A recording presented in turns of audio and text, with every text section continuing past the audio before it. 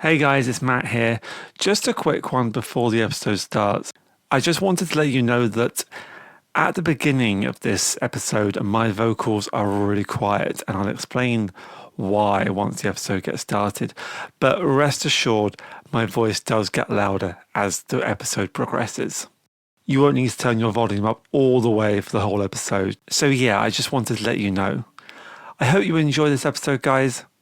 And without further ado, here we go.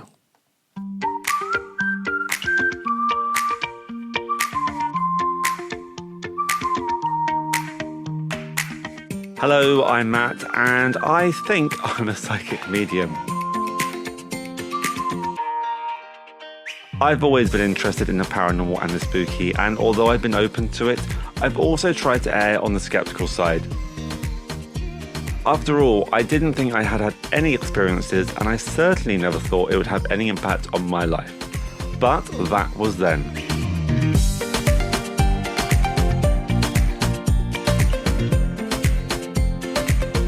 Now I want to explore where this gift will take me. In my podcast, I'll be exploring the challenges of discovering a spiritual gift, the long path of development, and how this new page of my life is affecting relationships with friends, family, and myself. So I invite you to join me as I explore my psychic and spiritual journey, as my inner skeptic and inner medium go head to head in The Psychic Explorer.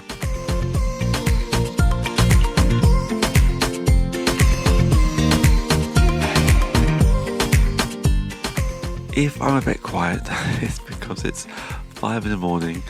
and I'm in the back bedroom. My other half is sound asleep in the front bedroom and I'm trying not to wake him up. But I felt like I needed to record just a quick episode, just to reflect on what has happened this weekend. If you've listened to the previous 3 episodes, you will have gathered that I think my biggest battle with this whole journey and this whole path is my own self-doubt.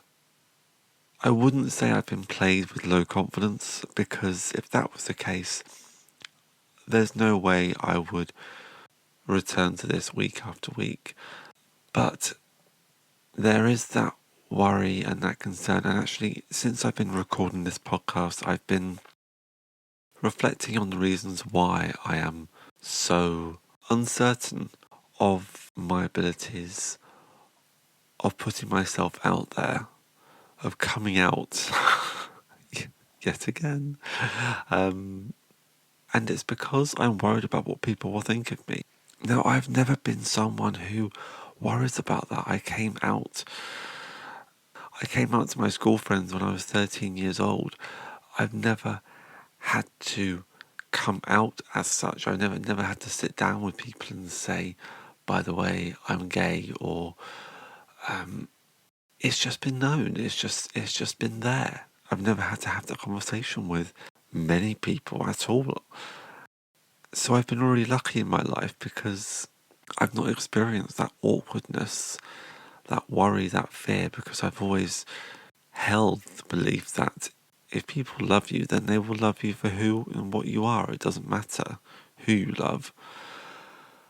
But with this, it's different because I've had 40 years of being me, and now I'm having to... No, I'm not having to. That's wrong. I'm choosing to let people know what I'm doing. And it's scary because with this comes a whole load of baggage, stereotypes, concerns, worries from people that think you're just being a bit weird. And I don't like the idea of people judging me, but when I do my readings, I am putting myself out there to be judged every single time. And I've really battled with that.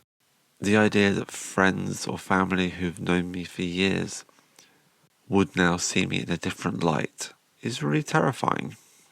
So I want to reflect just briefly on what has happened this weekend that has been absolutely incredible and has filled me with the confidence that I think I've desperately needed The confidence in myself, the confidence that I can do this, the confidence that I can help people, and that what this is not about me or egotism or of seeking grandeur. It's about the love and about the connections that we have with our loved ones. So this weekend was Remembrance Weekend, and on Sunday I was invited to go to a service. The woman that runs my circle, she asked if I wanted to come along.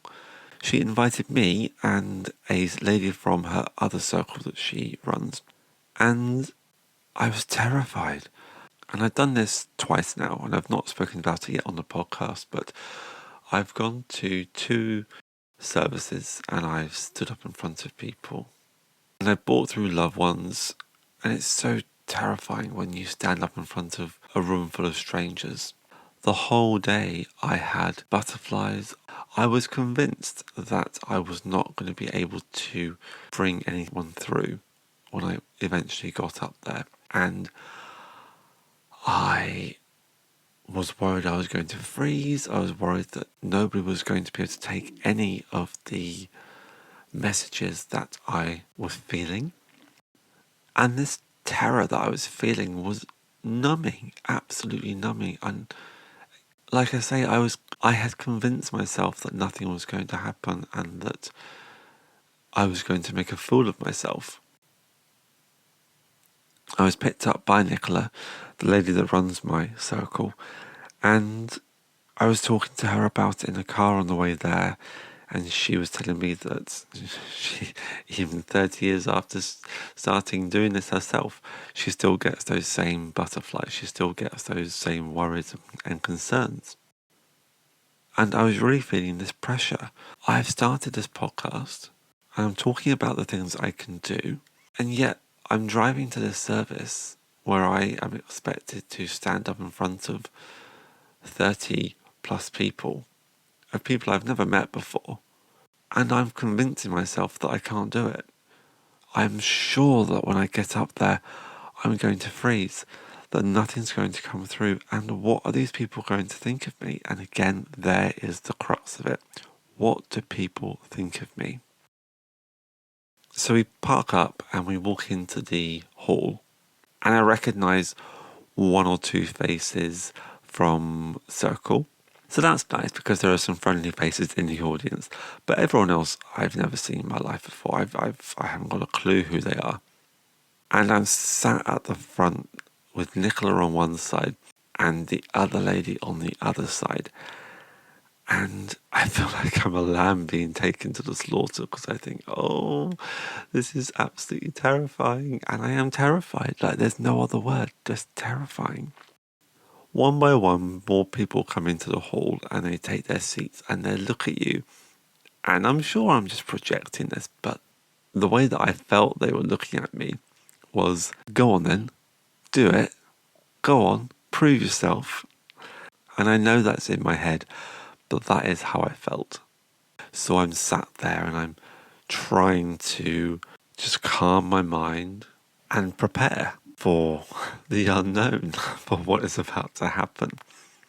And I'm almost praying that Nicola's address and Nicola's messages are going to go on forever and ever and ever so that I don't have to get up and do it myself.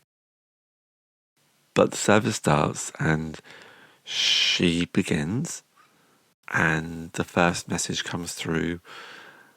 And it's not long before she looks at me and says, "Are you ready, Matt?" And I just go on autopilot. I don't know what happens. I stand up, and I've been thinking about something I want to say as I stand up, and I just talk. And I try and put people at ease. I try and put myself at ease by being humorous with what I'm saying, but also serious too. And I thank everyone for being there and thank everyone for supporting me and us. And I close my eyes and I just hope and pray that something's going to come through. And before I stand up, I do feel energies coming through. And I get in my own head and I think, is that real? Is that just my mind? Is that wishful thinking?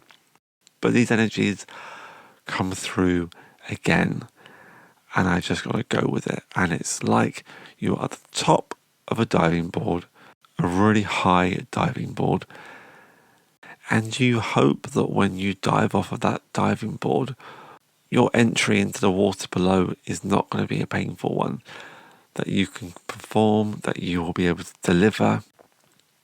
And I close my eyes and I begin to sway, and I say what I feel. And I begin to describe this person that I can feel.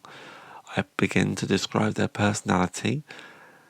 And straight away I look at an individual in the audience and I know that I'm with them. And I say to them, I think I'm with you. And she looks at me and says, yes, I think you are too. I talk about her mother, and I talk about her personality. I talk about how her mother was with her when she was alive, how she treated her, how she spoke with her, how she gave her advice. And not just in a motherly way, but in the way that she gave her advice that made this mother unique to other people. And as I'm talking, and as I'm getting confirmation, I feel another energy coming through, and it's a gentleman, and I feel it's her dad. And the difference between the two is incredible. So when I start talking about this father, this lady in the audience, she starts to visibly tear up. For me as a medium, that is a really strange experience, because I'm taken back to when I did my first reading outside a circle with Sarah and her daughter. I don't want to upset people. It's not in my nature to upset people. It's in my nature to try and make people smile, to put people at ease. But I know that this message is coming through, and that this lady would not be here if she didn't want to hear from a loved one.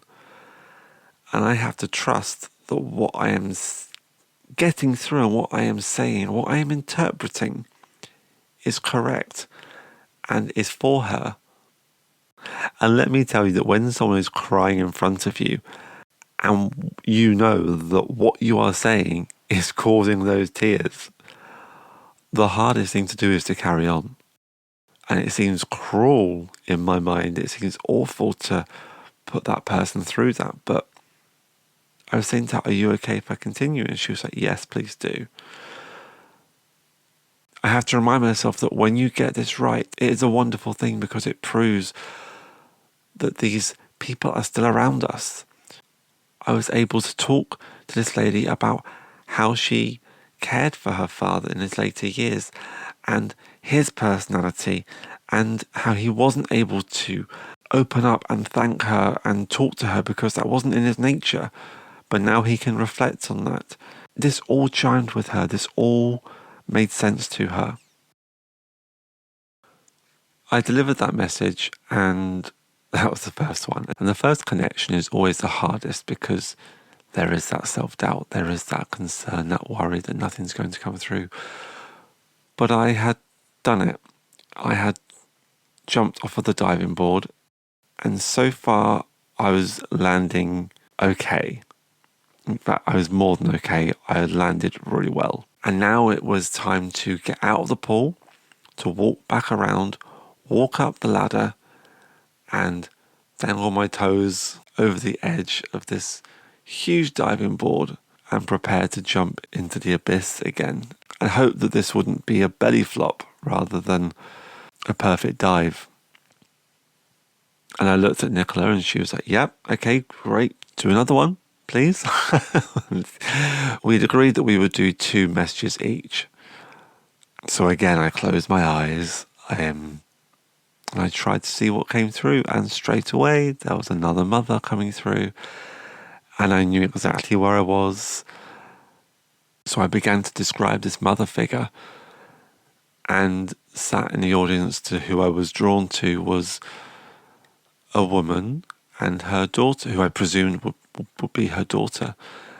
And as I described their mother and grandmother, and I have to admit, This was not lovey-dovey. This person that was coming through was not full of love and full of pride and all the usual suspects.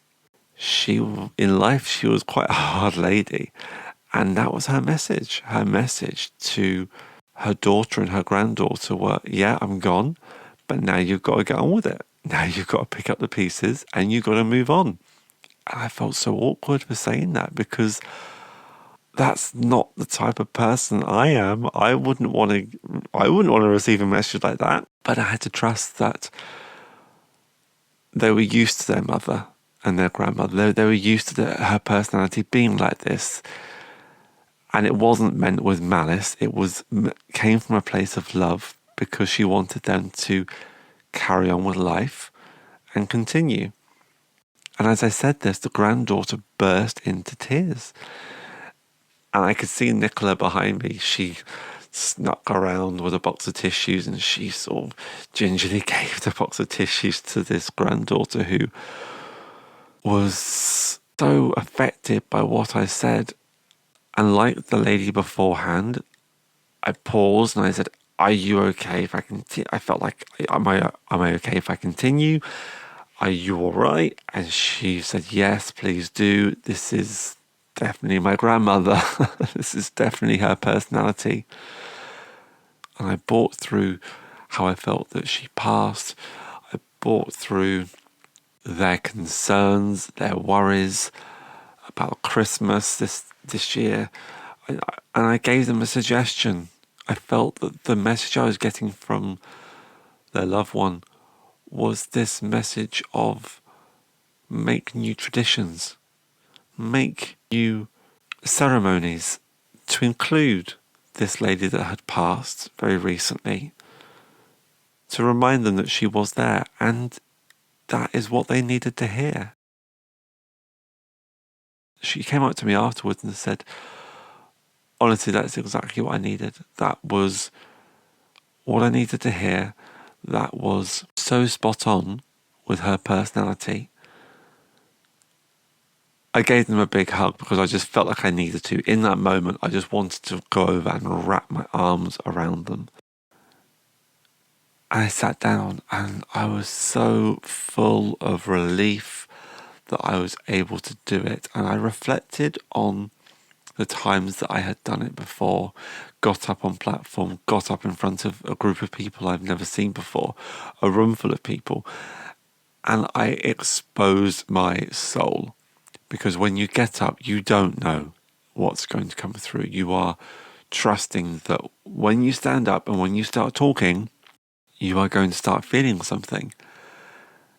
And it was phenomenal. It was amazing. It had happened again. And not only had it happened again, but I was getting things right. And the family members in the audience were able to take it. And not only were they able to take it, but what I was saying was clearly affecting them and clearly touching them in a way that was beautiful. It was not harmful. It was not painful. It was joyful. And I came away from that experience elated, absolutely elated. Not only that I had done it and it was now over, but that my nerves had proved unfounded. I was able to get up there and stand up and bring these energies, these people through, and they were recognised. So that was Sunday night, but that wasn't the end.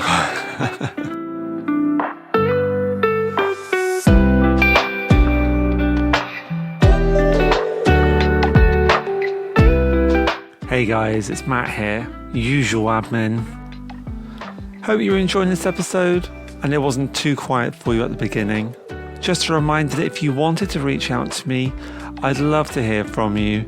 You can find me on Facebook, Instagram and Threads at the.psychic.explorer. I'd love to know who's out there listening, so feel free to pop me a message and say hi, and to let me know what you think.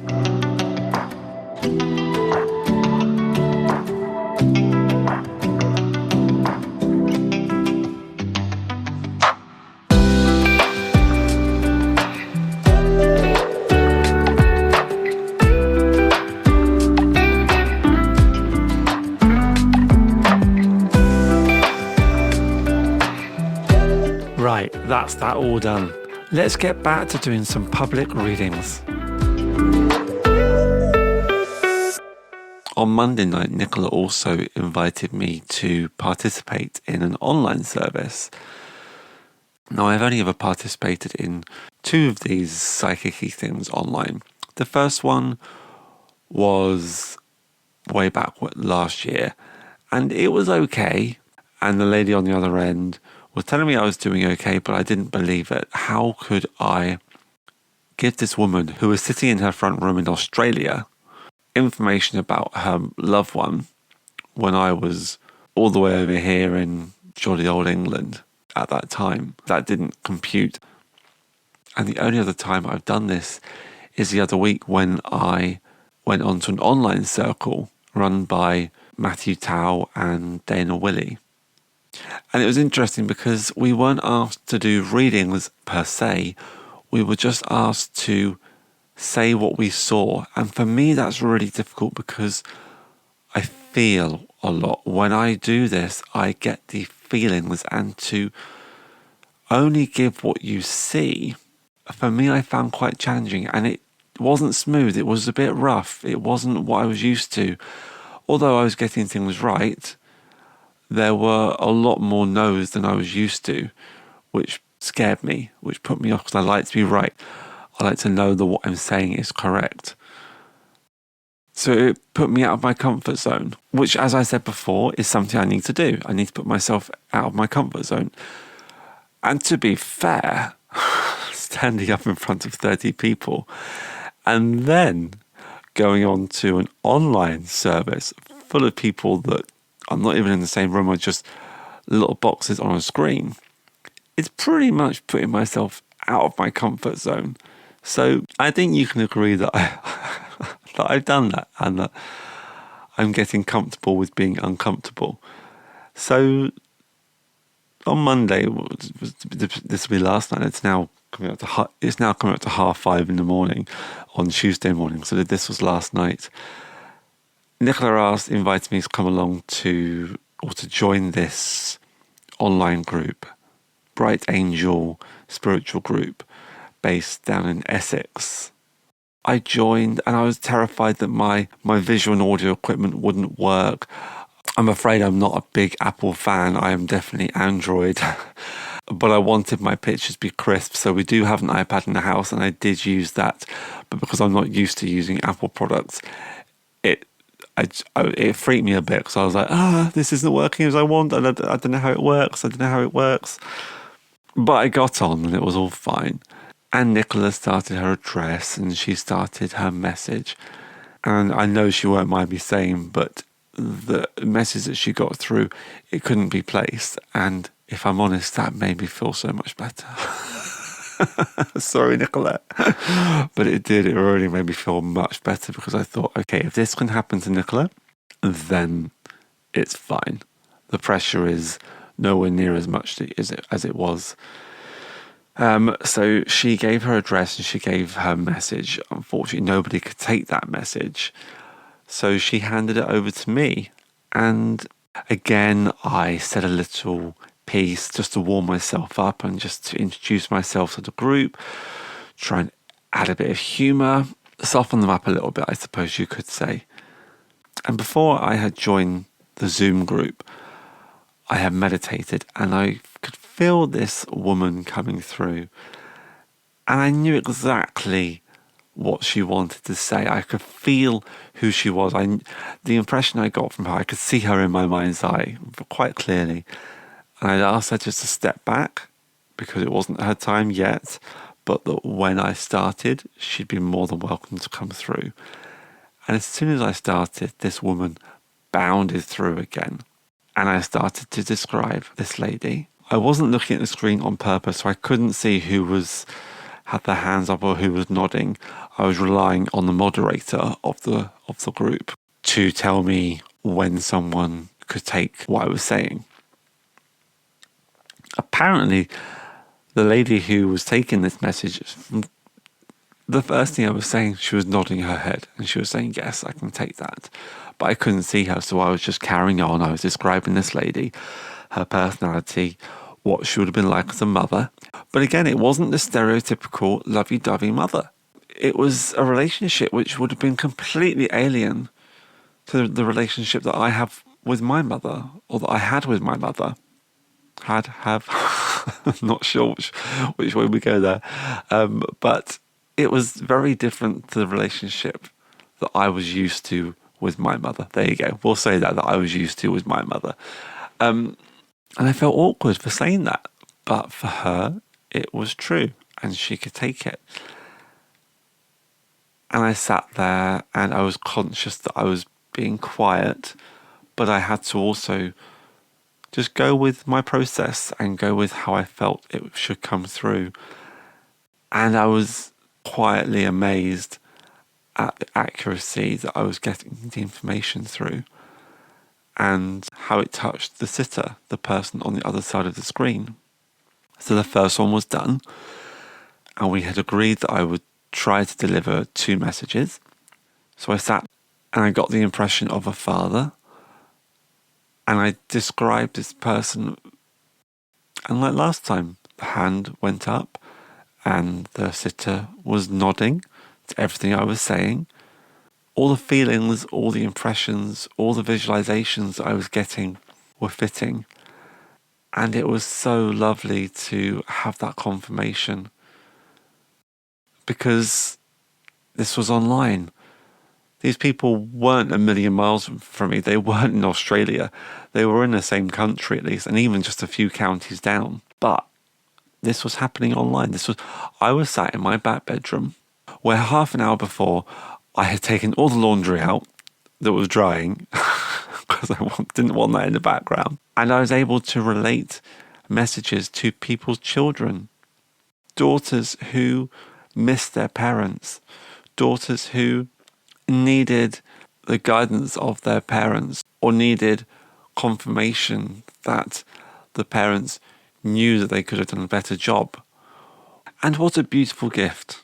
What a beautiful thing to be able to give to people, that relief, that knowing. But when I came to the end of the second message, I knew exactly what Nicola was going to say. And she said, "Really well done, Matt. Want to try again?" So, for God's sakes. But I did it. And just to caveat her, she did say that she wasn't trying to get out of it, but she just wanted to push me. And I really appreciate it, because she knows that I need this confirmation. She knows that I need the validation. And I was doing well. I was on a bit of a roll. So I thought, okay, well, 3rd time's lucky. 3rd time's a charm.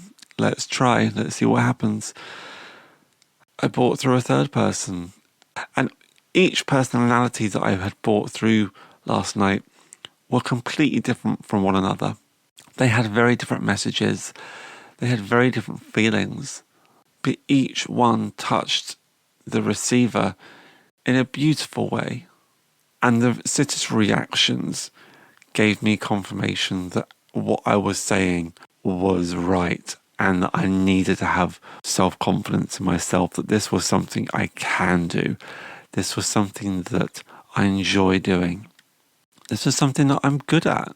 And I'm sat here, and as I say those words to you, I have to really stop myself and think, because I don't think I've really ever said that before about anything. I am someone who has fallen from one job to another.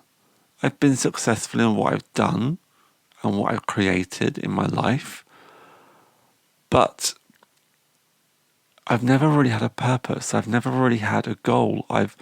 When I was a child, I knew I wanted to be an architect. That was my guiding light when I was younger.